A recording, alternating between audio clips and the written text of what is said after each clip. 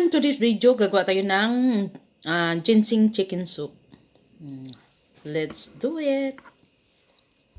Yan ang ingredients natin guys, ang whole chicken at saka salt and pepper. Tapos mayroon tayong dry dates at saka garlic and ginseng. Tapos ang rice natin guys, ayan na, massage lang natin ang ating chicken with salt and pepper para sumarap, para lumasa ang ating chicken. Lagyan din natin sa loob. O diba? Masarap talaga pag minamasahe. Diba? Sabay ganun. Yan na guys, ang ating chicken. Lagyan na natin ang ingredients, ilagay na natin sa loob para lalong sumarap ang ating soup. Ayan, lalo na sa mga malamig na panahon na ngayon. Kailangan natin ng masabaw, o di ba? Saksak na natin ang ating rice. Lahat ng ingredients natin ilagay natin. Pero nagtira ako ng isang ginger para para sa tubig pag magpakukulo na tayo. Yan. Nilagay ko na ang lahat, guys. Pagkatapos niyan guys ay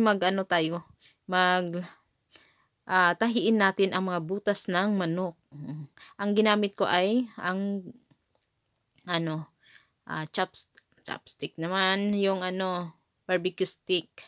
Yan ang ating pinagtahi para hindi lumabas ang ingredients niyan guys.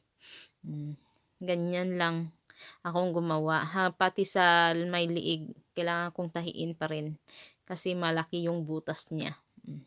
Ayan. Then, pagkatapos niyan guys, ay magpakulo na tayo ng tubig para sa ating manok.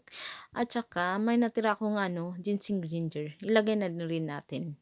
Yan. And then, naglagay din ako ng nuts. Ayan. Ayan. Pagkatapos kumulo niyan guys, ilagay na natin ang ating manok. Kumulo na siya hanggang maluto.